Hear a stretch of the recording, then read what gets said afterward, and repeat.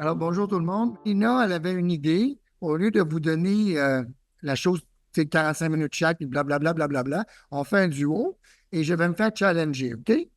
Parce que je l'ai pas vu je l'ai vu la présentation, mais je n'ai pas vu la fin. Puis la fin, ça me concerne moi personnellement, OK? On va vous conter une affaire, là, que j'ai été un petit peu rébarbatif à faire. Je l'ai fait. Puis c'est intéressant. J'ai l'impression que je vais l'utiliser avec mes patients.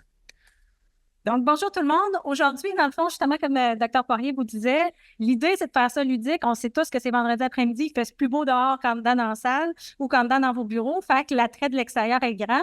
Fait qu'aujourd'hui, c'est un match de boxe entre un cardiologue et une nutritionniste. L'idée, c'est de débattre des idées, voir nos points de vue pour favoriser notre travail interdisciplinaire.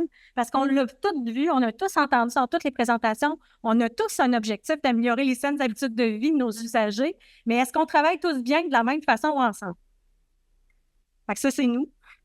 Ça, c'est mes conflits d'intérêts. Je suis en conflit d'intérêts avec la Terre entière parce que comme je fais partie des guidelines d'obésité, de diabète puis de lipides au Canada puis dans quelques-uns ailleurs, les gens du peer review, on va dire que je suis un vendu. Le peer que Jean Grégoire a parlé. Puis, je donne à des fondations de différentes sortes. Puis, je suis supporté parce que je fais de la recherche aussi en passant. Moi, pour contraster, je n'ai pas vraiment de conflit d'intérêt, surtout pas avec la présentation aujourd'hui, parce que contrairement, en fait, à ma présentation, je ne suis pas dédiée généralement aux maladies lipidiques, mais bien au diabète, qui est mon expertise principale. La raison pourquoi mes collègues qui travaillent plus en cardiologie habituellement ne sont pas venus aujourd'hui, c'est qu'il y avait des impossibilités dans leurs horaires. Donc, c'est pour ça que c'est moi aujourd'hui. Fait que j'ai pas de conflit d'intérêt, mais j'ai des biais. Puis quand on parle d'habitude de vie et d'alimentation, on doit tous se faire une introspection sur nos biais. Un de mes biais, c'est l'endroit où je travaille, qui est l'Institut de cardiologie de Québec, où on voit des usagers tertiaires. Je vois le pire du pire. Je vois les gens qui ont des maladies chroniques depuis longtemps, les vieux routiers, les gens les plus récalcitrants. Ça m'amène un biais quand je parle des habitudes de vie. Un autre biais aussi, c'est ma profession de nutritionniste qui amène souvent des valeurs. Hein? J'ai été élevée par un agriculteur. Ma sœur a produit des légumes bio. Ça m'apporte un biais. Il faut que je fasse attention quand j'arrive pour donner des recommandations à mes usagers. Quand on parle de poids, on a tous un biais parce que la guerre du poids, c'est une guerre qui est contemporaine pour chacun d'entre nous. Puis on doit tous être conscients du biais que ça nous apporte pour ne pas transposer notre biais dans les conseils qu'on va donner à nos usagers. Je ne parlerai pas trop des objectifs parce qu'on va regarder les données. On va regarder un peu l'application des modèles versus la vraie vie. Puis l'objectif, c'est de parler de comment intervenir ou comment interagir avec nos usagers. Vous avez vu dans ce match-là, veux pas, on a des CV inégaux. Fait que c'est moi qui ai décidé qu'il venait à la danse. OK? Ce qui fait que c'est un peu moi qui donne le droit de parole à Dr. Poirier quand c'est le temps de parler. Puis, Je vais l'écouter, vous savez bien, je vais l'écouter. il ne sait pas encore à quel point je suis tannante parce qu'habituellement, mon profil est plus de travailler avec des internistes à l'UCPQ qu'eux autres le savent à quel point je suis tannante. Donc, on va avoir une gradation, dans le fond, de généralement l'impact des habitudes de vie sur la dyslipidémie, le contrôle du poids et le traitement de l'obésité, qui est souvent un élément qu'on adresse en dyslipidémie. Certaines interventions spécifiques qu'on veut faire sur le bilan lipidique, fait qu'on risque de se répéter un peu, ça va me permettre d'aller plus vite.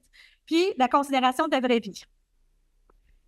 Là, ça fait presque 20 ans, moi, que je travaille à l'UCPQ. Fait que les habitudes de vie, j'ai l'impression que c'est à peu près le même refrain à plus ou moins 1 ou 2 notes là, depuis le début de ma pratique. Fait qu'aujourd'hui, pour baser un peu ce qu'on va faire comme intervention, je me suis basée beaucoup sur ces recommandations-là de la National Lipid Association. De toute façon, ça se regroupe souvent les interventions sur les habitudes de vie. Hein? Bouger plus, manger mieux, puis l'impact, dans le fond, sur l'artérosclérose.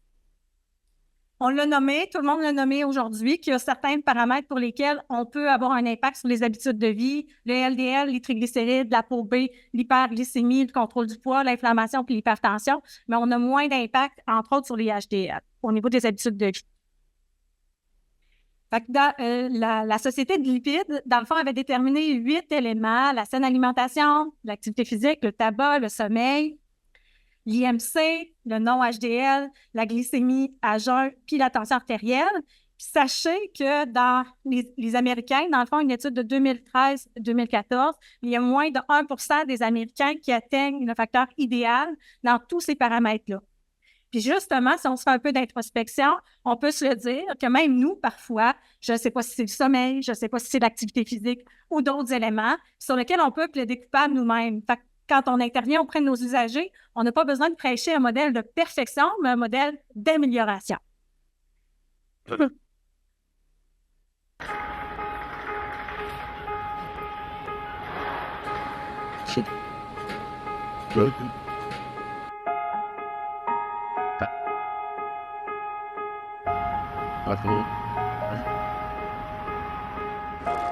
T'as ça chez nous, c'est que c'est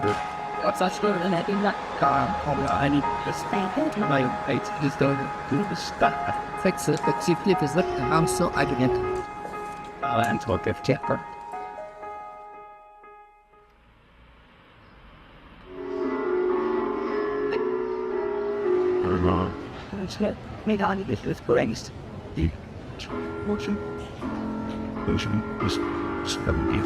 Regarde la face à qui arrive.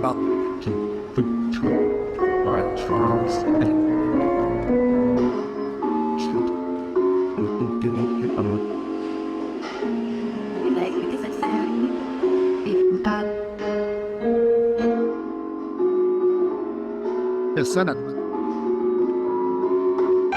La prochaine fois que tu prendrais l'ascenseur, on va l'escalier dedans, passer à ça.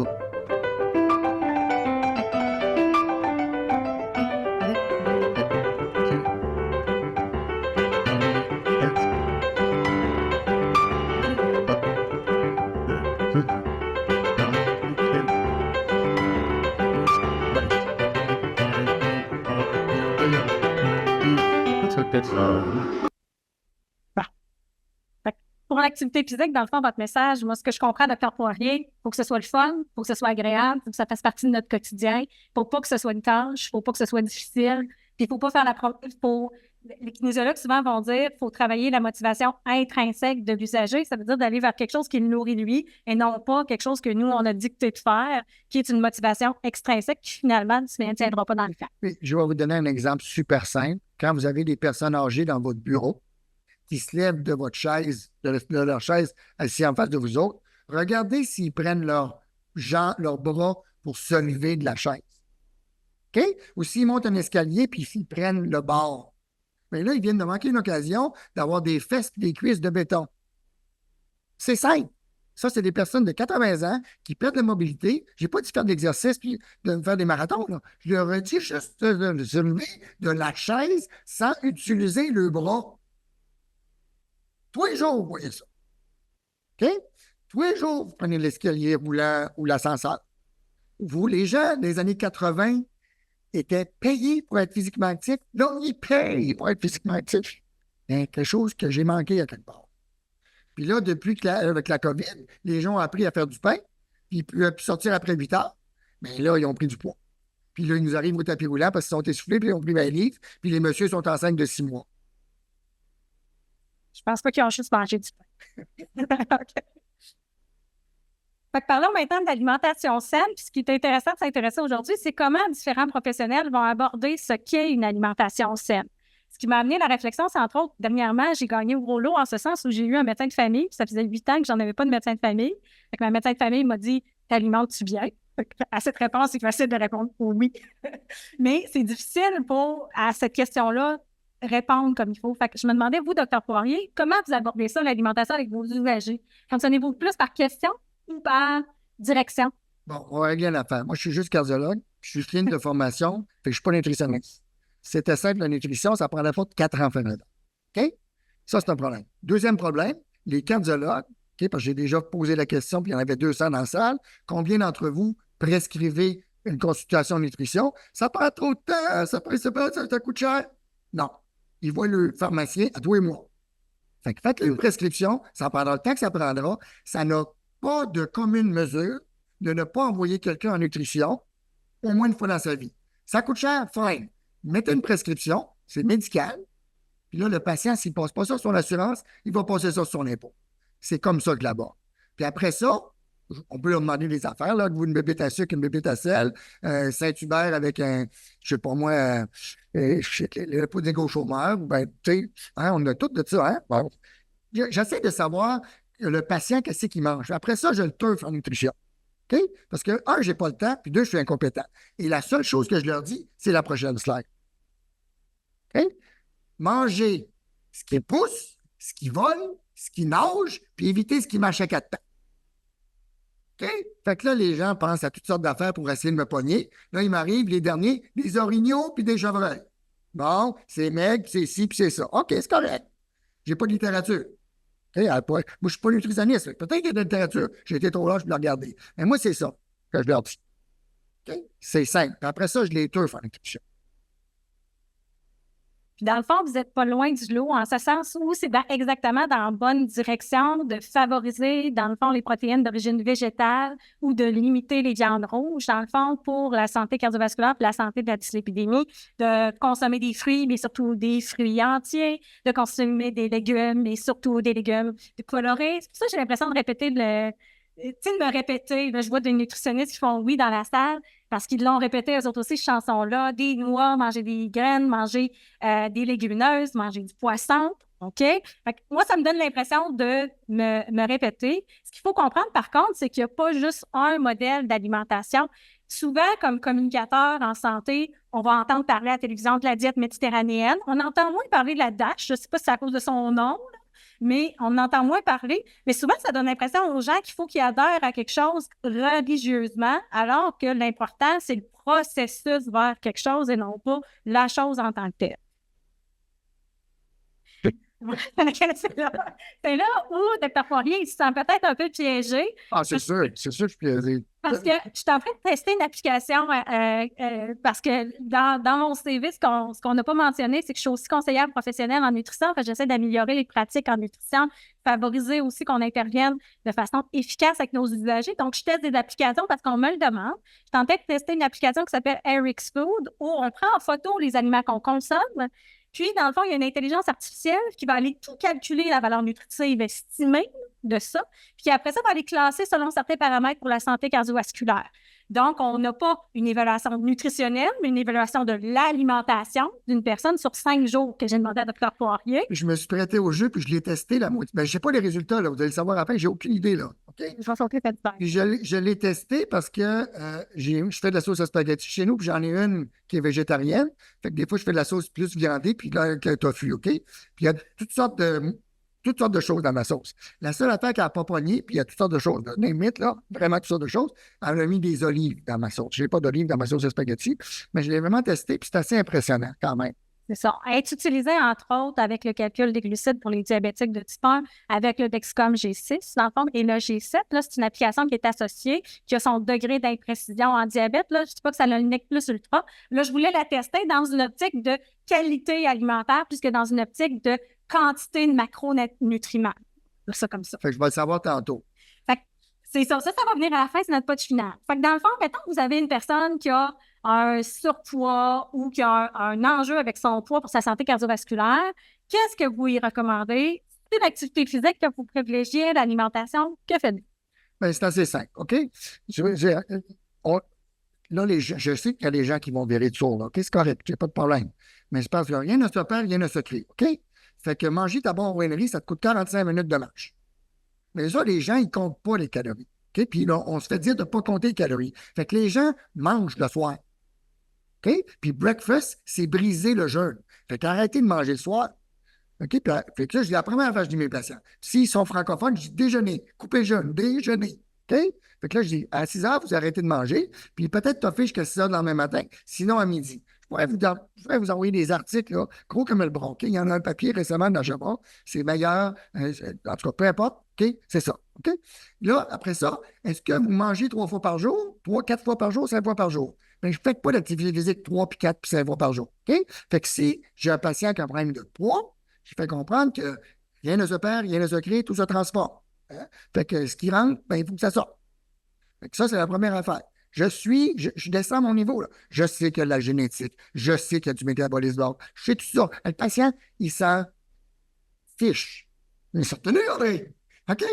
Alors, je me suis retenu. Alors là, je vois que l'alimentation. Première affaire. Deuxième affaire, je leur demande comment ils pesaient en secondaire 5. OK? Habituellement, je leur demande votre poids de mariage, mais je me suis fait fourrer dans le passé parce que les gars me donnaient le poids du deuxième mariage. OK? Fait que là, je leur demande le poids de secondaire 5, les filles s'en souviennent toutes. Puis s'ils sont les deux, ben je laisse parler le monsieur et je dis à madame, il sait. Il me dit, non, mettons, je prends le poids de secondaire 5, 140 livres. Je prends le poids maximum 220. Ça marche en kilos, mais j'ai des cheveux gris. J'y vais aller. OK? 220 moins 140, 80 livres. 1, vous ne pesez plus jamais 140. 2, mon nom c'est Poirier, on coupe la poire en deux. Première étape, 80 divisé par 2, 40 livres. OK? Puis je leur demande d'emblée, puis quand je suis les résidents, je leur demande, c'est quoi votre poids vous aimeriez? Puis ils sont souvent là, les patients. Ils sont souvent là. À part les madames qui veulent rentrer dans le âge de mariée, ils sont souvent là. Alors, je dis, première étape, 220, perdez 40 livres, 180. À une demi, à 1 livre par semaine, regardez-vous comme vous voulez, ça va vous prendre 1 an. Ça vous a pris, mettons que c'est marié, puis ça fait 40 ans qu'il est marié, bien, ça vous a pris 40. C'est un faux calcul. Faux calcul. Ça vous a pris 40 ans à monter 80 livres, bien, tenez-vous 1 an pour en perdre 40. Puis là, je le turf en nutrition. Vouliez-vous parler de votre histoire de Oui, la meilleure activité, pour moi, l'activité physique, là, okay, c'est 1 verre d'eau par comorbidité. Là, je vais vous montrer la prochaine slide. Ça, c'est toutes les comorbidités qui sont diminuées par l'activité physique. Toutes. Ça, c'est je suis un des seuls mongols à l'avoir lu. C'est 780 pages du NIH qui recense tous les bienfaits de l'activité physique. OK? Fait que si vous prenez une pilule par verre, un verre d'eau par pilule le matin, ben, vous n'avez pas faim. Ça, c'est ma meilleure diète. OK? Fait que là, il faut vaincre la sédentarité. Je ne sais pas si vous le voyez, là, mais on va le dire, là. Mon amour, quoi? Je ne veux surtout pas finir ma vie en état végétatif, dépendant d'une machine quelconque. Alors, promets-moi quelque chose. Si jamais ça m'arrive, promets-moi de débrancher la machine. Elle se lève, elle va déploguer la télé. OK? La sédentarité, on est rendu bas, là. On ne mesure même pas l'activité physique. On mesure la sédentarité. C'est bien, là. Puis là, ben, vous avez les gens, on parle de diète. Je pense pas que tu l'avances. Celle-là, c'est en vidéo. OK? On peut faire de l'activité physique. C'est une image. C'est une image au minimum. J'essaie de vous accrocher. On est vendredi après-midi. Il fait beau cette année. OK? Mais ça, là, il y en a plein de patients dans le sein. OK? Dans la vie, tu peux avoir des résultats ou des défaites, mais jamais les deux. Jamais les deux. Des excuses ou des résultats, mais jamais les deux. C'est pas l'idée de challenger les patients. Les patients qui essaient de perdre du poids, c'est comme arrêter de fumer. Ils vivent d'échec en échec, en échec, en échec. Il faut leur dire que c'est pas facile. Puis une fois qu'ils se disent que c'est pas facile, il faut les environnementer comme il faut. Puis là, ben, son petit, j'ai hâte de voir à la fin. Parce que je commence à stresser un peu. Est-ce que je mange comme il faut? C'est connu à l'Institut. OK? Si je mange un club sandwich à l'Institut, à la cafétéria, j'ai une journée de M. Venez pas vous asseoir avec moi, je vais vous sauter d'en face. OK? Fait que quand je commande un club sandwich, si le monde me dit mauvaise journée d'être employé, oui. C'est mon comfort food. OK? Et je gage des chips au vinaigre Miss Vicky's. Les Lays sont moins bons. Mais les Miss Vicky's sont meilleurs. OK? J'ai des pieds, je dîne pas. Je dîne quand j'ai faim. Quand je m'endure plus à 2h30, ben, une OLV et un Pepsi. Ou un Mountain Dew, parce que le Mountain Dew, il y a ma caféine. Je suis rendu à 400 cafés de ramasser. Fait que c'est moins juste mon ulcère, mon Mountain Dew. OK? J'ai des habitudes. OK, je mange pas du gazon, là. Puis je suis pas végétarien, là. C'est clair. J'ai hâte de voir à la fin. Ça résonne bien, tu sais, parce que, admettons que j'avais Dr. Poirier comme usager à qui je voulais intervenir pour l'alimentation, les probabilités que j'arrive à le questionner sur son alimentation, c'est pour ça que j'ai utilisé Eric Food, sont faibles. J'ai plus de chances qu'il me prenne en photo ses repas que de le questionner parce que ça risque d'être tangentiel un peu. Mais ce que j'ai compris en 3 phrases, c'est j'ai des habitudes erratiques, le temps de prendre en photo, on verra, là. Puis une mauvaise journée, ben vive le club sandwich, je l'ai UCPQ. Fait au-delà des diètes, au-delà des saines habitudes de vie, est-ce qu'on va vers une diète? Là, c'est là où je vais peut-être modérer votre propos, Dr. Poirier, parce que moi, j'ai aussi travaillé beaucoup en médecine bariatrique avec Dr. Morin, entre autres. Puis, je travaille en diabète depuis plusieurs années. Puis, comme je dis, la préoccupation associée au poids, quand on a un usager avec nous dans le bureau, c'est toujours difficile d'intervenir. Comme j'ai dit au début, tout le monde est préoccupé par rapport au poids. C'est une guerre quotidienne pour tout le monde. Si c'est pas parce qu'il est trop bas, c'est parce qu'il est trop haut. La perception individuelle aussi qu'on a le contrôle puis qu'on en est responsable. Puis effectivement, on en a un certain contrôle puis une certaine responsabilité, mais Si notre société est autant obesigène que ça, c'est qu'on a des problématiques sociétales, puis de ne pas les adresser, puis de ne pas les nommer, puis de ne pas non plus, moi je trouve que ça ne prend pas assez de place dans l'espace public. J'habite à Lévis, je vais à Québec, en voiture c'est 25 minutes, en autobus c'est 1h15. Fait que, puis le petit 15 minutes que je pourrais marcher, je voudrais, là, mais j'ai pas le temps de faire 2h30 de route. Je n'ai pas le temps. OK? Puis tout ça va avec les décisions politiques, les répercussions environnementales, les pertes de savoir collectif, les systèmes d'alimentation. Je suis fille d'agriculteur, puis de voir comment ça se passe en agriculture, je le vois qu'on va avoir des enjeux. La perte de qualité de certains aliments quand on passe avec la mondialisation, ça a sûrement un impact sur toute notre perception de l'alimentation, puis principalement aussi sur notre pouvoir d'achat, parce qu'on voit que les coûts, ils vont mondialement. Donc, ça a joué dans la dernière année. Quand on parle de poids, souvent, on a souvent une double perception sur le poids. Hein? On a tous en tête des usagers qui, du jour au lendemain, ont changé leurs habitudes de vie. Puis je vais passer tout de suite à l'autre slide, puis je vais y revenir. Donc, Dr. Poirier, récemment, je suis allée chercher une couverture de Fière de vous de MCPQ, sur lequel on va être, mais qui a eu 2 pères qui ont repris leur santé à la main grâce à la marche, puis ont changé leurs habitudes de vie, puis ont perdu énormément de poids. Fait que ça existe, ces histoires-là. Mais à mon avis, ces histoires-là sont anecdotiques. Ça veut dire que c'est pas vraiment tous les gens obèses qui peuvent autant perdre de poids aussi vite. Souvent, la perte de poids en obésité associée au mode de vie, c'est environ 5 chanceux si ça va être 10 Puis, c'est des gens qui sont vraiment avec une motivation intrinsèque. Puis, je vous donne comme objectif, puis ça, c'est l'enjeu aussi. On dit souvent quand il faut donner des objectifs SMART à nos usagers. Dire à notre usager de perdre du poids, c'est pas SMART parce qu'au quotidien, il ne sait pas quoi faire. C'est pas quelque chose que tu décides au quotidien, je vais maigrir, je vais maigrir, je vais maigrir. C'est tes actions au quotidien qui doivent être smart. Donc, comment je pourrais faire? Comment je pourrais faire pour contrôler mon poids? Ah, je mange peut-être trop le soir. Comment je pourrais faire pour ne plus manger le soir? Pousser la réflexion vers la cause plutôt que d'aller vers le chiffre de poids, à mon avis, c'est peut-être plus percutant où on a plus de facilité de succès. Parce que le poids, vous avez raison, il y a des enjeux génétique, environnementale. Puis moi, c'est là où je vois la triade de l'alimentation, du sommeil et de l'activité physique. Je trouve hyper important. Mon expérience en obésité, c'est que mes usagers ne dorment pas assez ou ils font de l'apnée du sommeil, ce qui fait que ça déroute tous leurs signaux de satiété durant la journée. Puis, ils sont moins actifs, deviennent moins actifs, dorment moins, mangent plus. Puis finalement, cette triade-là, dans le fond, c'est très difficile. Je peux parler d'une histoire personnelle là, associée à avoir des enfants, ça perturbe le sommeil. Quand ça perturbe le sommeil, tu deviens insomniaque. Quand tu deviens insomniaque, tu tombes dans ce triade-là. Fait que même quand tu es professionnel de la santé, tu peux avoir l'impression de perdre le contrôle à cause de cette triade-là. Fait que moi, je vous invite à vous intéresser aux habitudes de sommeil. Nos usagers qui regardent la télévision le soir, maintenant, c'est tellement facile, là, ça devient plus plat. Là. Tu peux choisir, puis encore un autre, puis encore un autre en screener un après l'autre. Ça a une influence sur l'alimentation, justement sur le grignotage. Moi, ce que j'ai remarqué, c'est que les usagers qui veulent rester éveillés là, le soir pour écouter la télé, bien, ils mangent pour rester réveillés.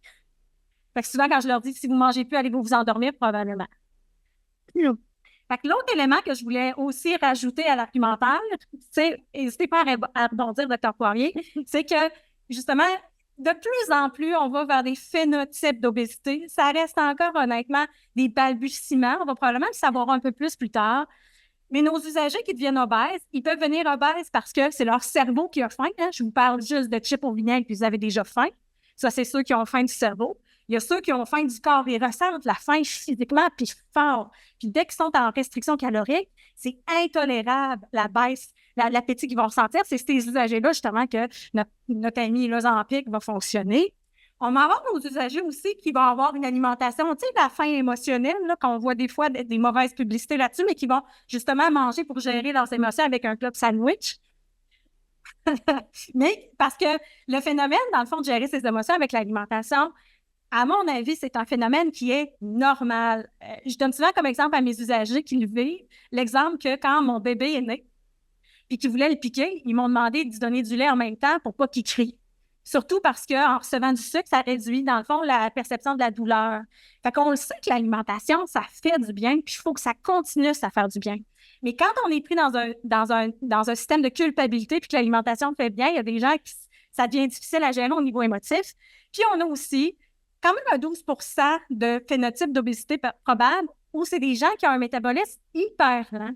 Ces usagers-là, tu leur donnes de l'Ozempic, ça se peut qu'ils ne perdent pas le poids que tu penses qu'ils vont perdre. Ces usagers-là, tu vas leur faire une gastrectomie, ils n'atteindront pas tes objectifs de perte de poids. Tu vas-tu les restreindre encore quand ils mangent juste une demi-tasse par repas?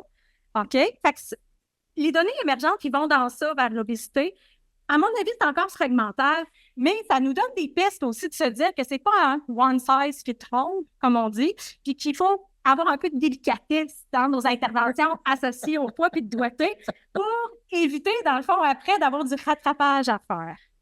Parce que dans la collaboration interprofessionnelle, un des enjeux, c'est que, par exemple, Dr. Poirier demande une requête en nutrition. Mes collègues au PPMC vont probablement avoir l'usager 6 mois, 8 mois après. Fait que le verre, il a joué dans la tête un bout de temps. Fait que selon dans quel terreau ça fonctionne, si ça tombe dans le bon terreau, ça va bien aller. Mais quand ça tombe dans un élément où l'usager, c'est pas l'information qu'il aurait eu besoin de recevoir, bien, c'est problématique parce qu'après, tu passes probablement ta rencontre à rattraper la maladresse. Fait qu'on parlait du jeûne, puis le jeûne, dans le fond, justement, je parlais que je travaillais beaucoup en oncologie, mais avant ça, je travaillais en cancer du poumon. J'ai travaillé 10 ans en cancer du poumon, puis le jeûne était là aussi, en cancer du poumon. C'est le fun, ça me suit. Fait que le jeûne, dans le fond, je parle souvent du Dr. Longo comme première approche parce que c'est lui qui nous a parlé pour, entre autres, réduire l'apoptose cellulaire, puis un peu comme fontaine de jouvence. Puis peut-être que ça pourrait nous aider dans tout ça. Puis il y a plusieurs types de jeûnes qui sont mal définis, honnêtement, dans la littérature, moi, je trouve, parce que ce que nous, on appelle le jeûne intermittent dans notre langage, c'est le time restricted fasting dans les études. Fait que souvent, il y a de la mauvaise interprétation du public de tout ça. Mais vraiment, celui qu'on entend le plus souvent, c'est le time restricted ou jeûne intermittent en français québécois qu'on entend dans la vie de tous les jours, qui est de réduire les heures d'alimentation puis de s'alimenter, dans le fond, d'avoir une longue période de jeûne.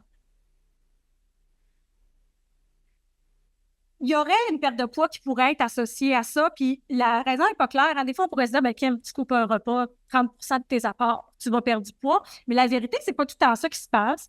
Il y a certaines personnes, peut-être, ça serait associé au cycle circadien. Ça veut dire que s'ils mangent le soir, là, ça va peut-être être plus problématique que s'ils mangent en journée. Peut-être que la cétose, surtout pour ceux qui font des 5 jours de jeûne, pourrait avoir un impact.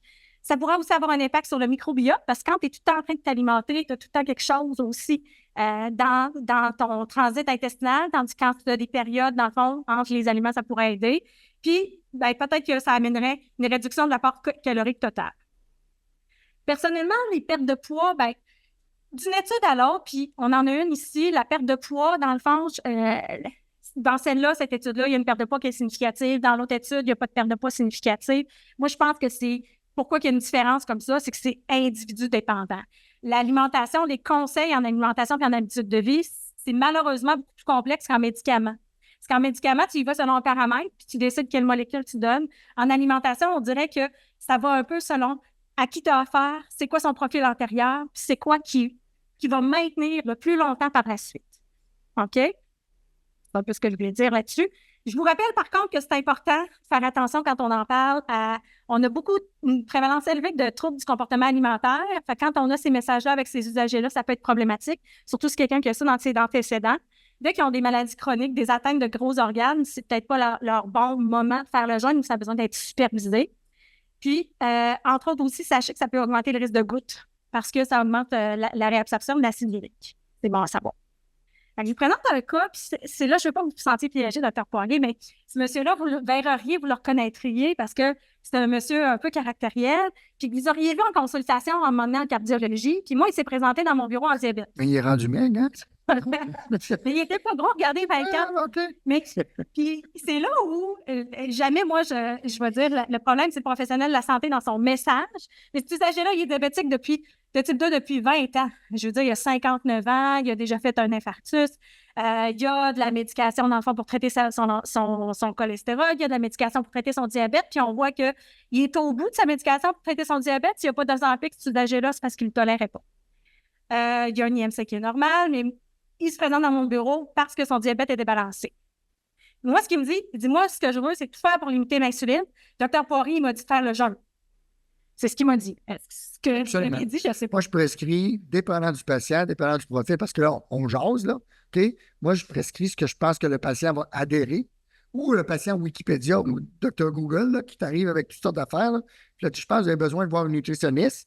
Puis là, il me demande est-ce que le jeûne, c'est dangereux? Non, c'est pas dangereux, mais il faut que ce soit, comment je pourrais dire, supervisé puis modulé. OK? Fait que je l'utilise et je l'utilise soit pour le diabète ou je l'utilise pour la perte de poids. Et quand le patient, mettons, il s'est beaucoup restreint, mais il a atteint sa perte de poids. Là, le challenge de la nutritionniste, c'est de réintroduire la diète méditerranéenne. OK? C'est la même affaire que la diète cétogène. OK? Je la prescris aussi, mais de réintroduire une diète normale. On peut appeler ça le guide alimentaire canadien. Avec du vin, c'est la diète méditerranéenne. Okay? Une année, c'est une pyramide. L'autre année, c'est un arc-en-ciel. Bon, grossièrement, là, moi, je ne suis pas nutritionniste. Okay? Alors, je vais prescrire pas la diète à la mode. Je vais prescrire la diète que le patient veut entendre parler. Puis là, la nutritionniste va moduler ça. C'est comme ça que je vois ça. Hein? Peut-être. Là, je la turfe. C'est là que je vous ai dit, j'ai dit cela moi, mais ça exprime bien dans le fond. Je pense que le personnage, vous l'aviez bien fait dans ce sens où c'est un peu comme vous, un mangeur erratique. Les mangeurs erratiques, c'est souvent ceux qui ont le plus envie de faire le jeûne. Pourquoi? Parce que si par accident, ils ne croisent pas d'aliments, ils sont en jeûne quoi qu'il arrive. Tu sais, c'est des gens, j'appelle ça des mangeurs accidentels. Il y a de la nourriture que je mange, il n'y en a pas, je ne mange pas. Tu sais, c'est pas des gens qui sont des gardiens alimentaires qui planifient.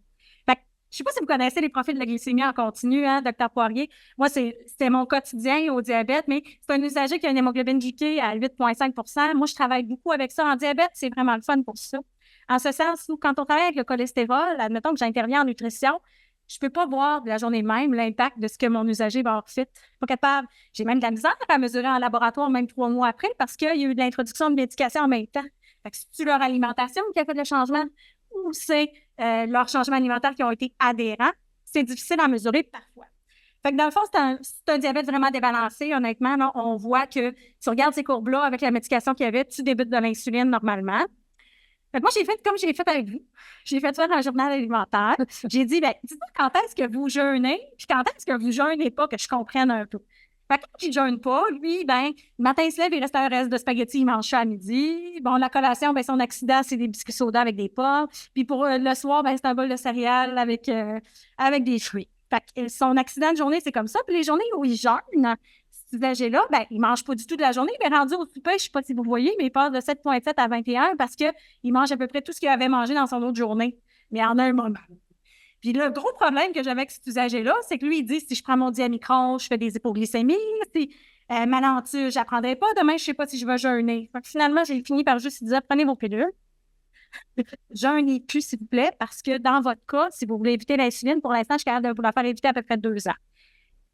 On voit bien, là, il y avait un IMC normal, ses peptides étaient encore élevés, là, fait que c'est pas un diabétique de type 1, on pense, mais ça reste qu'on voyait bien là, qu'on allait arriver à de l'insuline rapidement, mais j'ai gagné mon point à court terme, mettons, parce que pour ce usager-là, mais j'ai rien fait comme changement alimentaire, là. C'est quelqu'un avec qui je ne pouvais pas faire d'intervention, il n'était pas prêt à faire de changement, il était prêt à arrêter de manger, plus que de faire de changement. Là-dessus, vous l'aviez bien saisi. Moi, j'ai juste fait ça. C'est pas organisé, hein? J'ai aucune idée, là. Je travaille comme si je travaillais dans mon bureau, là. Absolument, là. Je vous jure, c'est vraiment rien organisé. Ben, puis moi aussi, c'est un peu what you see is what you get. En ce sens, je ne sais pas si ça vous blesse, là, tout. Parce que c'était un peu ça l'objectif aujourd'hui, de créer de la confrontation d'idées pour voir les points de vue, comment ils peuvent être différents. Fait que, personnellement, des autres professionnels, quand un client vous aborde pour débuter le jeûne, ce que je dis souvent, c'est dites donc aux gens, justement, comme vous avez dit, arrêtez donc de manger en soirée. Trouvez une façon de ne pas manger en soirée. Ça peut être plus difficile qu'on y pense. Il y a des gens qui contrôlent leur stress comme ça. Il y en a que je fais mettre à tricoter. Bon, toutes sortes d'affaires, là. C'est pour s'occuper ou sortir du salon, justement, ça peut aider. Le truc que je donne le plus souvent aux gens, c'est de dire, si c'est vous qui passez à la balayeuse, maintenant, le salon, c'est interdit d'y manger. Vous avez le droit. Si vous avez un droit de veto, c'est vous qui passez à la balayeuse. Fait que maintenant, on ne mange plus au salon. Si vous avez faim le soir, allez manger dans la cuisine. Ça enlève l'envie. Le fait de limiter l'alimentation le soir, ça aurait plus de bénéfices sur la perte de poids quand on regarde les habitudes sur le jeûne. C'est ce qui aurait le plus. Puis c'est souvent là, on va se le dire, qu'on mange des aliments à haute densité énergétique. L'usager qui vous dit, ah ouais, moi maintenant, je vais manger du céleri, il fait ça 3 jours. Il ne fait pas ça à long terme. Il nous arrive tout avec ça, je vous le dis. Puis, je préfère... Ils ont manqué de céleri à un moment donné aux États-Unis, non? Il y avait la gang de l'Ouest qui mangeait juste des jus de céleri. Ouais, c'est ça. Ça me fait penser au poids qu'ils retrouvaient en bronco quand les gens voulaient baisser leur cholestérol.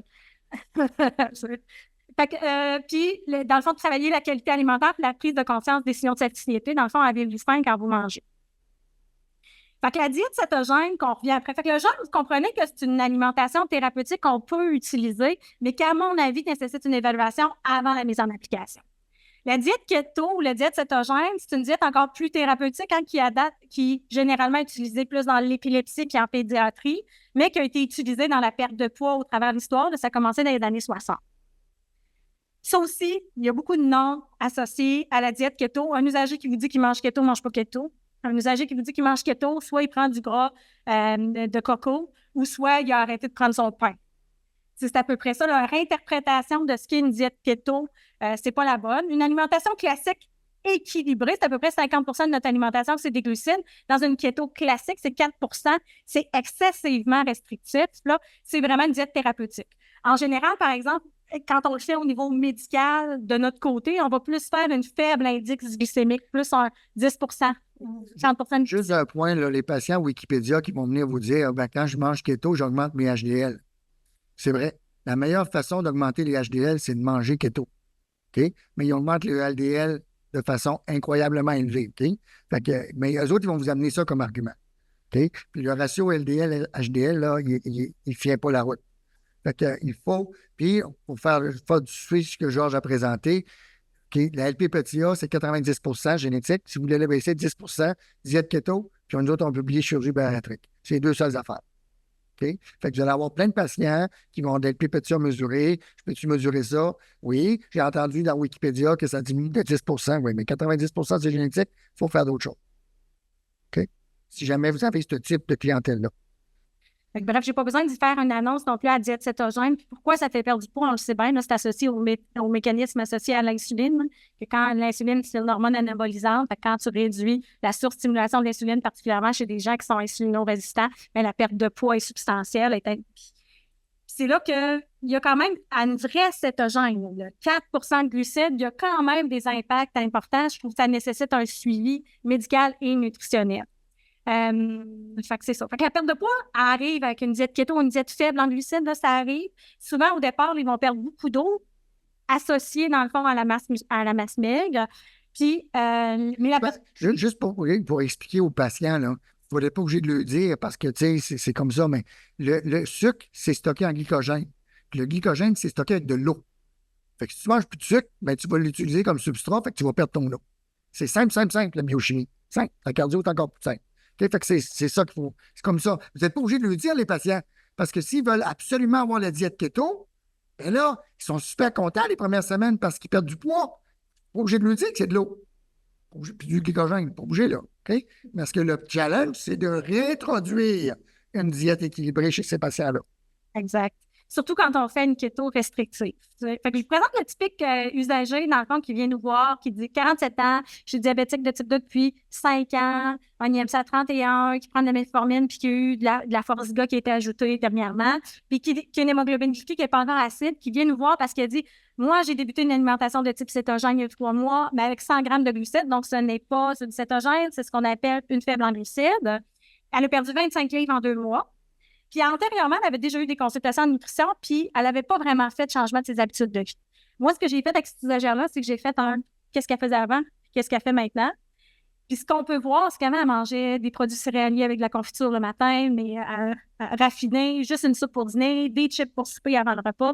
Après ça, son repas, dans le fond, avec souvent beaucoup de féculents, un peu de légumes la majorité du temps, puis beaucoup de chips dans sa vie. Alors qu'avec l'alimentation cétogène, qu'elle dit cétogène, elle a plus rééquilibré son alimentation. Fait qu'au final, est-ce qu'elle fait une alimentation keto? Si je vous ai mis la distribution de macros, la réponse est non. Elle a juste équilibré son alimentation parce qu'elle reste quand même avec pratiquement 33 de glucides. Fait qu'on n'est pas dans du keto, on est juste dans du faible en glucides parce que cet usagère-là était plutôt sédentaire.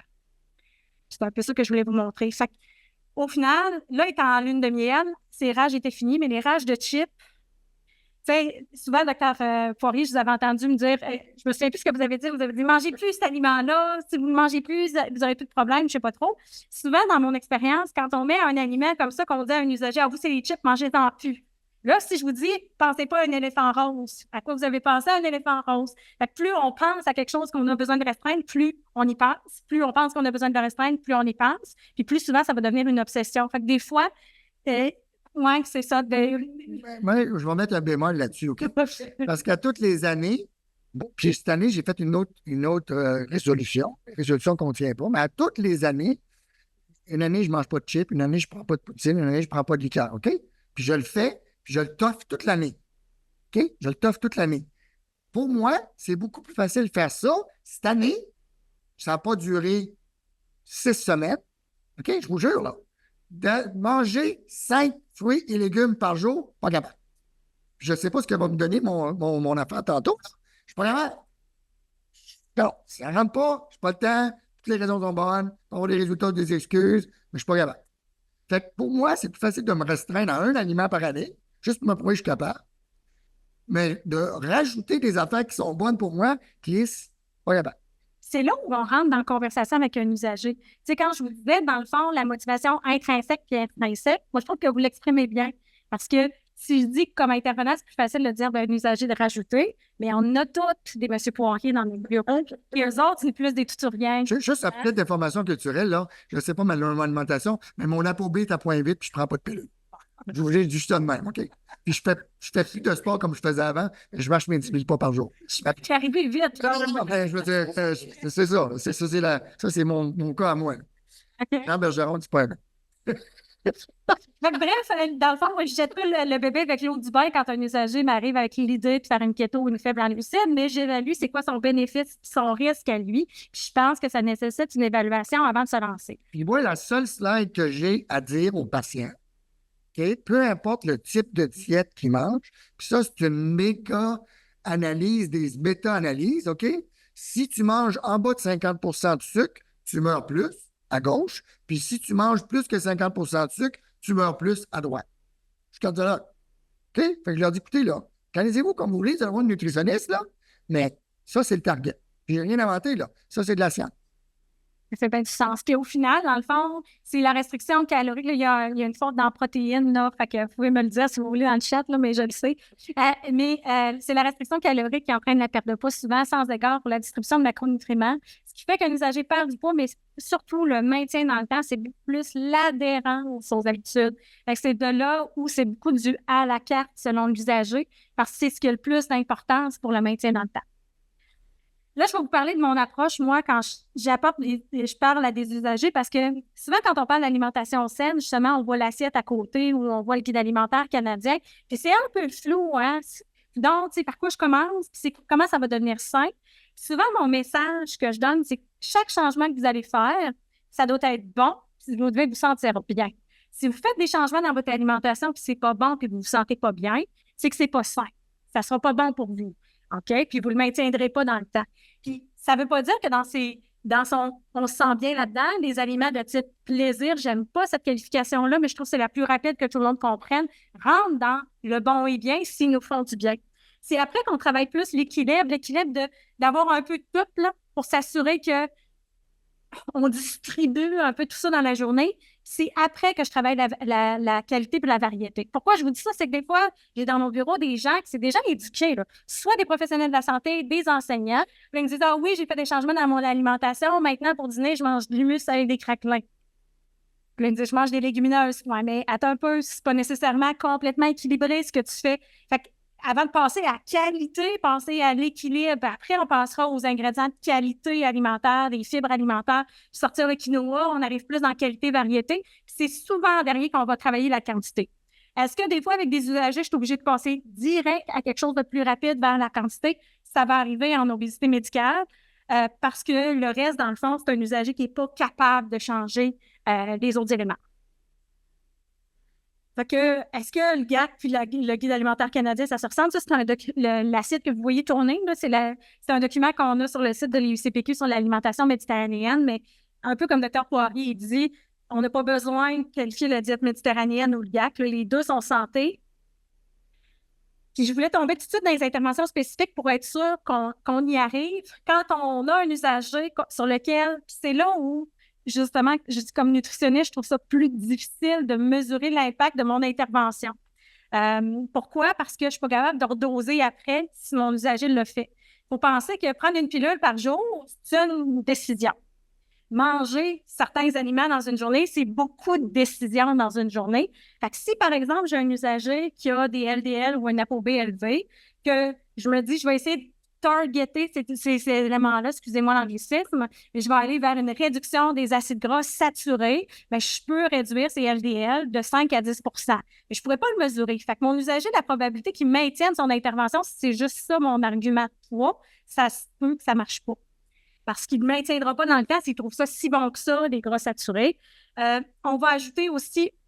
Parviens. Je vais revenir. Juste pour dire un point, là, chaque ligne, là, c'est l'équivalent de doubler une statine.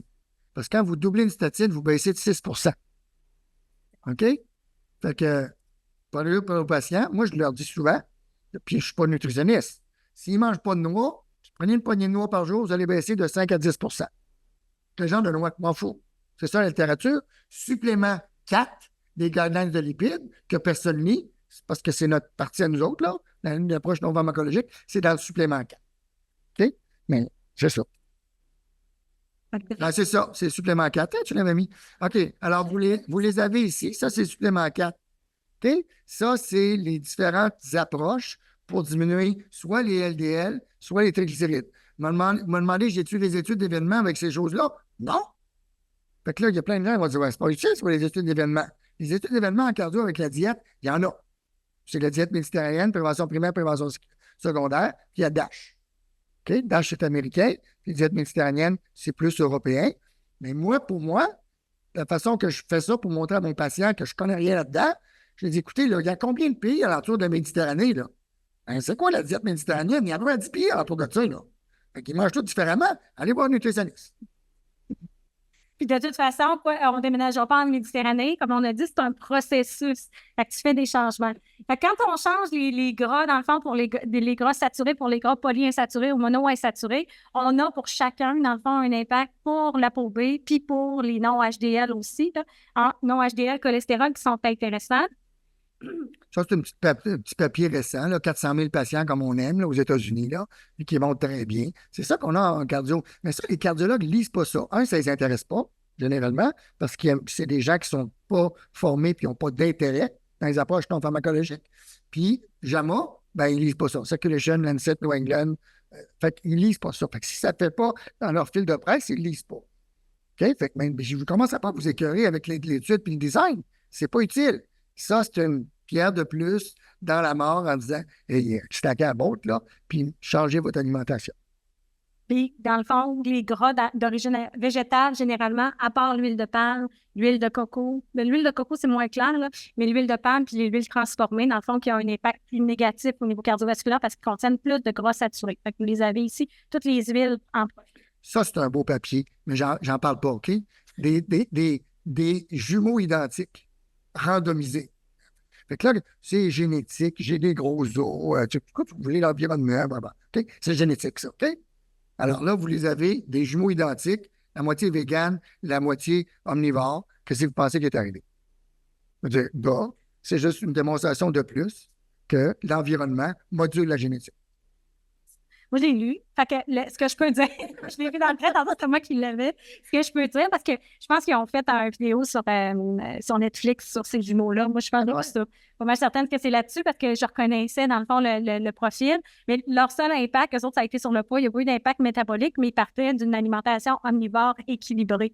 OK? Fait que le seul impact était vraiment sur le poids. Le reste, la résistance à l'insuline, le bilan de cholestérol, ça n'a pas eu d'impact positif, mais ça reste que, ce qui veut dire que moi, je reste comme impression sur les deux je peux. Parce que vous allez voir, je vais vous parler des protéines végétales, mais on s'entend que des fois, ça peut être culpabilisant de parler de protéines végétales. Juste tantôt, Dr. Poirier a choisi son lunch, j'ai été pris pour se justifier qu'il prenait du poulet devant moi. C'est sûr. Alors que moi, j'ai rien dit. C'est sûr. Non, mais c'est clair. Je vais à la cafétéria, tout le monde regarde ce que je mange, bâtard.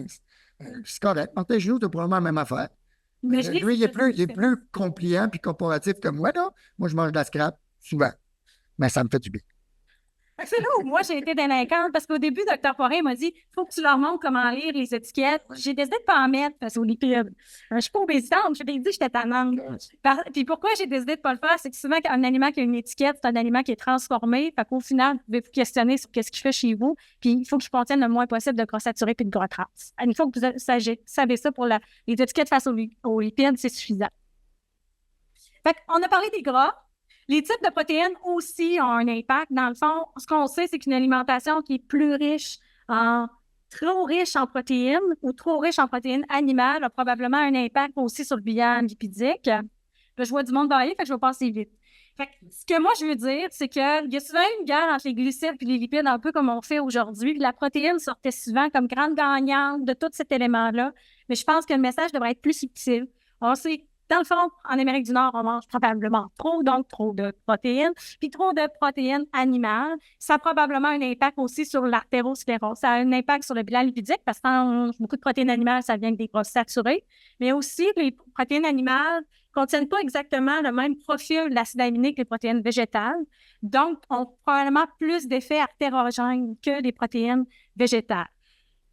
Rendu là, comme j'ai dit, moi, je ne veux pas avoir un message culpabilisant. Ce que je veux, c'est qu'on retienne que nos messages doivent être simples puis efficaces avec nos usagers. Puis pourquoi? Cet été, justement, je faisais de la consultation. C'est ça, je faisais de la consultation en cardio, mais pour la prévention pré-chirurgie cardiaque. OK? Fait que c'est une dame, on me réfère, on me dit IMC à 15, Lina à l'ORS nutritionnelle parce qu'on va y faire une chirurgie cardiaque. Excellent. Elle habite tout seule.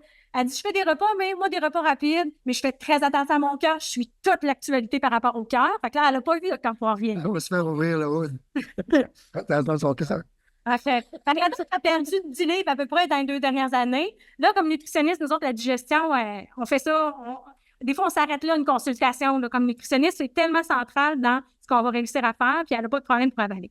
Fait qu'au relevé, elle mange une rôtie avec du beurre d'arachide léger pour faire attention à son cœur. Elle mange une soupe aux légumes au dîner parce qu'elle dit qu'il faut que je mange beaucoup de légumes. Puis pour souper, elle mange du poulet et du poisson avec des légumes, mais généralement, c'est des croquettes. Parce qu'elle a dit, je mange du poulet et du poisson, mais... C'est comme les Américains qui me disent qu'ils n'ont jamais autant mangé de légumes, ils mangent des frites. C'est ça. Fait que c'est juste pour vous mettre en lumière que les usagers, des fois, ils n'ont pas besoin de ces conseils-là spécifiques, mais ils les interprètent à leur manière, selon leur expérience et leur connaissance. Puis malheureusement, avec nos bonnes intentions, des fois, comme communicateurs, ça se peut que nos recommandations soient entendues par le mauvais public. Puis que, justement, nos amis qui se battaient tantôt, bien, sont peut-être mieux tout ensemble en équilibre. La vérité derrière tout ça, c'est que là, on est passé vite quand même sur chacun des nutriments, chacun des impacts sur le bilan lipidique. Mais de tout ça, retenez que c'est ce qu'on vous a parlé au début des types d'aliments à favoriser parce qu'on ne mange pas juste des aliments, on mange des nutriments. On passe tantôt pour le LDL, on dit que les fibres, surtout les fibres solubles, vont avoir un impact sur le LDL. Puis ça fait des années, nous autres, qu'on travaille avec ces éléments-là. Si je vous pose la question, c'est quoi une fibre soluble et une fibre insoluble? Je ne suis pas nutritionniste. C'est pas lui qui se pose la question, j'ai cru le ça. Souvent, quand j'explique à un usager... C'est pas moi expliquer ça! C'est pas moi expliquer ça! Souvent, quand on pense entre une fibre soluble et une fibre insoluble, souvent, quand je l'explique aux usagers, c'est que la fibre insoluble, elle ne se dissout pas dans l'eau, ça reste du foin, tandis que la fibre soluble devient un gel. La fibre soluble, ce qu'elle a comme impact, c'est que dans le transit digestif, va limiter la réabsorption des acides biliaires, donc ça va réduire la réabsorption de cholestérol, ça va réduire les VLDL, entre autres, puis ça va, dans le fond, aussi jouer sur le microbiote, qui a des acides gras à chaîne courte qui sont réabsorbés, qui vont avoir un impact sur la santé du bilan hépatique, du bilan lipidique, excusez-moi. Mais les aliments, malheureusement, sont faits et de fibres solubles et de fibres insolubles. Souvent, on va retrouver dans les céréales, l'avoine puis l'orge vont être des grands composants de fibres solubles. Mais quand on regarde différents aliments, tous contiennent fibres solubles, fibres insolubles en différentes proportions. Parce qu'on mange des aliments et non des nutriments. L'idée, c'est de manger le plus d'aliments possible qui contiennent des fibres. On va finir par avoir suffisamment de fibres solubles. OK? Pour les triglycérides, bien, je pense que je vais juste aller vers les recommandations standards parce qu'on en a parlé très précédemment, là, que les aliments sucrés ou les produits céréaliers raffinés, l'alcool, une perte de poids va aider, que trop de protéines pourraient avoir un impact aussi sur les triglycérides, donc d'avoir surtout des sources de protéines végétales, puis aussi de l'apport en oméga 3. Juste un point sur la prescription d'activité physique. Pour moi, la prescription de 150 minutes, most days of the week, d'exercice modéré, je vais faire attention à ce que je dis, mais c'est une prescription qui est inefficace. Pourquoi? Parce que si je vous demande c'est quoi un exercice modéré, vous allez me dire c'est un exercice qu'il faut être essoufflé. Mon patient qui est essoufflé à se pencher pour s'attacher ses souliers. C'est une prescription parce que j'ai chaud. Ils ont eu chaud tout l'été. OK?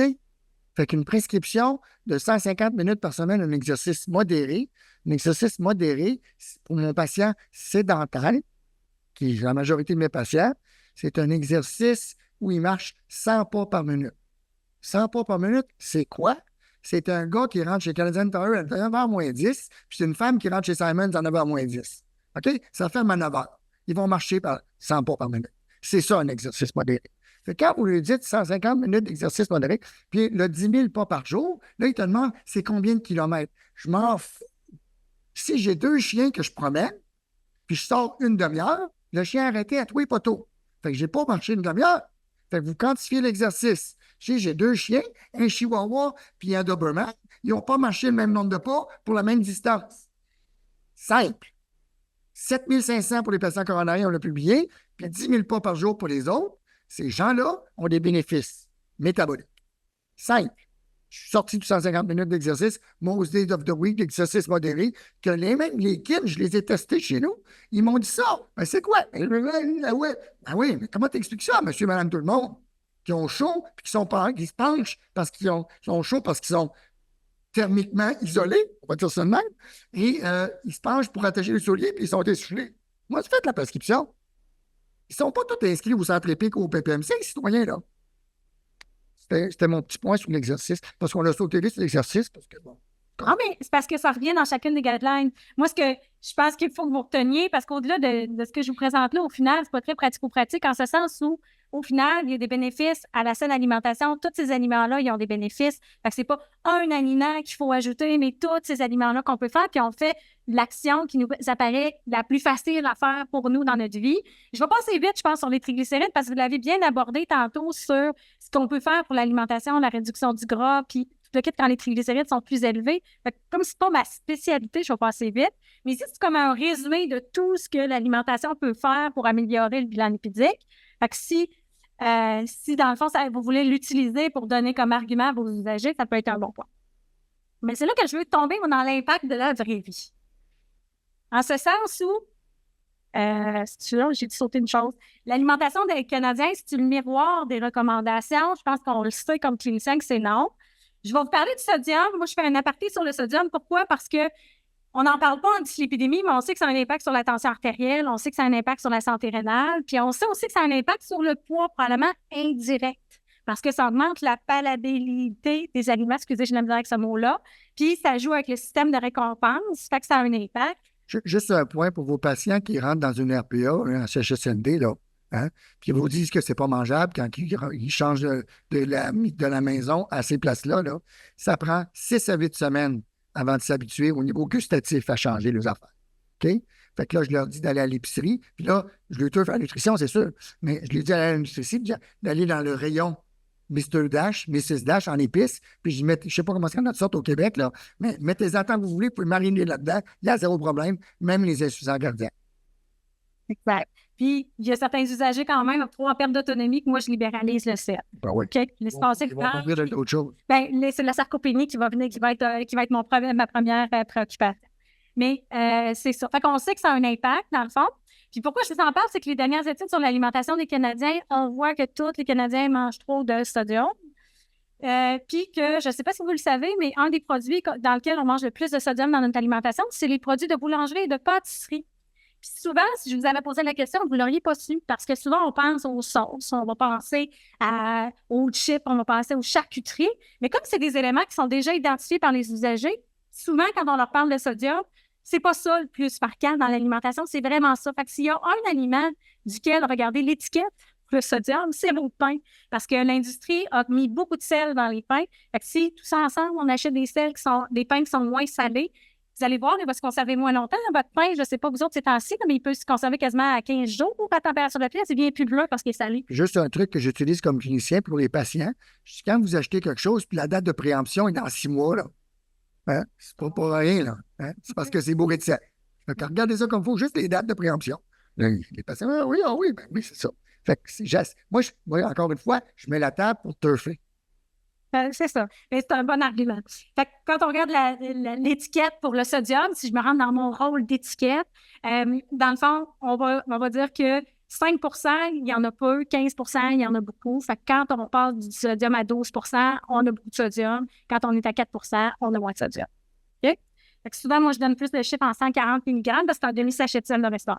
Ça, c'est ça qui me tanne avec les nutritionnistes. C'est écrit. 140 mg, ça ne dit rien aux citoyens. Parlez-le en cuillerée à thé ou cuillerée de sel. Je parle en sachet de sel. Oui, sachet de sel, comme vous voulez. Mais parlez-le qu'ils comprennent. 140 mg, ça dit quelque chose? Non. Parle-moi de cuillerée à thé, là je vais être en business. Hein? En nombre de chips. Oui. Sauf qu'il n'y en a pas juste dans nos chips, malheureusement. Puis l'autre bas qui blesse aussi, c'est la consommation, dans le fond, de légumes des Canadiens. On voit que les légumes qui sont le plus consommés par les Canadiens, mais ça va être la laitue et les patates frites, là, les patates. Fait qu'on s'entend qu'on pourrait ne même pas le considérer comme un légume nécessairement. On est-tu correct en temps? Je pense que c'est ce que le Dr Poirier. On est correct. Oui. Vous l'avez dit, je parle vite, puis le Dr Poirier aussi. Oui, mais moi, je parle pas. Puis la plupart des gens qui nous disent qu'ils ne mangent pas de légumes, c'est parce que c'est trop long à préparer puis c'est trop cher. OK? Dans les fruits qui sont les plus consommés par les Canadiens, bien, il y a encore les jus qui sont le fruit le plus consommé par les Canadiens. Ah, juste une affaire, là. S'il y a des collègues ou puis vous avez, je sais pas, vous faites la gynéco-obstétrique, vous faites de la pédiatrie, puis là, vous voyez les parents, là, qui veulent faire du sport, faire du sport à leur enfant obèse, là. Leur enfant qui a un surplus de poids, là, il va faire 1 heure de hockey ou 1 heure d'activité physique, là, puis que le parent arrive avec un jus. Donnez-le de l'eau. Ils ne tomberont pas en hypoglycémie parce qu'ils ont fait de l'exercice. Là, c'est rendu qu'on est obligé d'avoir de l'eau qui coûte de quoi? Là, fait que ça n'a pas de moitié bon sens, là. Les choses simples. Choses simples. Tout à fait d'accord avec ça. Puis le Gatorade aussi, là, chez les enfants, on voit ça dans les événements sportifs, c'est plutôt confrontant. La même chose pour les consommations de légumes. Dans le fond, la majorité, surtout des hommes, surtout vu qu'ils ont des apports caloriques généralement plus forts, n'atteignent pas non plus leurs besoins en légumes. Je vais te savoir tantôt. Est-ce que les Canadiens sont mieux que les Américains? Probablement pas tant que ça. Peut-être un peu, on peut espérer, mais peut-être pas tant que ça. J'ai ressorti pour l'histoire de Ricardo. Pourquoi? Parce qu'on le savait, là, les labos écoles, puis tout le kit, c'était peut-être pas une si bonne idée que ça, ou peut-être un peu maladroit, mais ça a été abandonné là, dernièrement. Puis c'est ça que personnellement, je trouve triste, dans le fond, c'est que j'ai commencé ma carrière avec des personnes âgées où tu avais ce qu'on appelle un gardien alimentaire. C'était souvent l'épouse là, qui cuisinait, que quand j'ai montré à modifier ses recettes. Puis là, je passe à des gens qui ont de la misère à faire leur épicerie, qui ne savent pas comment organiser leur alimentation parce qu'ils n'ont jamais appris. Puis ils ne savent pas préparer les aliments. Puis, OK, sur TikTok, ils voient des recettes, mais je ne suis pas sûre que c'est suffisant. C'est ça, les gens, ils ne connaissent pas beaucoup d'aliments, ils ne connaissent pas beaucoup cuisiner d'aliments, mais ils connaissent la bête goji puis le matcha. Tu sais, c'est comme si on a tiré, dans le fond, l'élastique vers loin des aliments de base, puis plus vers des aliments flash. Ça me déçoit beaucoup comme nutritionniste de voir qu'on s'égare comme société. Souvent, ça va me limiter dans mon intervention. Le coût dernièrement de l'alimentation, c'est vraiment une barrière. On l'a vu en se promenant en taxi tantôt, il y avait des gens qui sont dans la misère un peu partout, là. Puis ça paraît des gens qu'on ne voit pas dans la rue non plus, qui sont dans la misère chez eux pour s'acheter des aliments, ça va jouer. J'ai parlé de la motivation, des enjeux émotifs, sociaux, des usagers qui ont des limitations cognitives, des usagers qui sont seuls au monde. Ça aussi, ça va limiter les interventions en nutrition. Des fois, je me retrouve avec des usagers que pour pouvoir intervenir, ça leur prendrait quelqu'un qui leur montre comment faire à la maison. Puis mon rôle de nutritionniste ne va pas jusque-là. Je voulais vous parler des déserts alimentaires parce que des fois, on ne s'en rend pas compte comme professionnel de la santé parce qu'on est dans une strate de la population peut-être plus aisée, qui a une voiture, mais un peu partout, dans le fond, sur l'île de Montréal, puis même à Québec, il y a des faibles accès urbains à l'alimentation qui est fraîche. Dans le fond, les fruits et légumes, on peut demander à quelqu'un d'en acheter, mais s'il n'y a pas de voiture pour se rendre, ça se peut qu'ils ne réussissent pas. C'est ça. Ça, c'était mon petit point. Fait qu'on parle de mise en action, c'est là qu'on tombe sur vous. Ah. OK? Fait que je me répète dans mon bon bien, équilibre, qualité, variété, quantité. Ouais, je vais voir ça, moi. OK? Puis ne femme mieux garde. Une nutritionniste, qu'est-ce que ça dit pour l'alimentation? L'avis nutritionniste, c'est que tous les types d'alimentation plus restrictifs, comme faibles en glucides, les autres macros, le jeûne, la diète liquide, c'est des avenues possibles après une évaluation nutritionnelle. Le médecin peut faire une évaluation nutritionnelle, puis l'IPS peut faire une évaluation nutritionnelle, mais sachez que ça me prend environ 1 heure. Fait que c'est ça. Parce que je considère le contexte psychologique, social, démographique et économique de la personne, en plus de ce que j'ai fait avec vous pour le relevé alimentaire.